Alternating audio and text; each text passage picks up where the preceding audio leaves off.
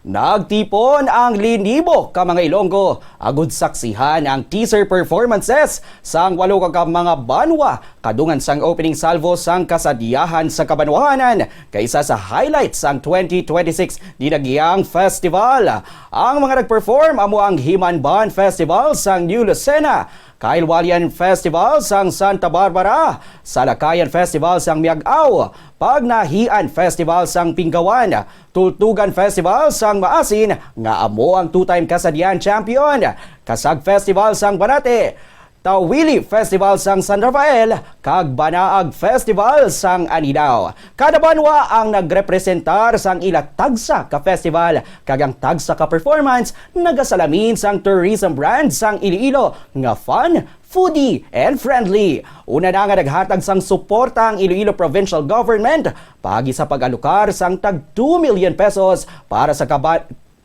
kada banwa nga nagapasakop. By the IFFI at sa tanan na nagpatigayon sa Dinagyang Festival at kasadyahan, I hereby declare di sa syudad ng Iloilo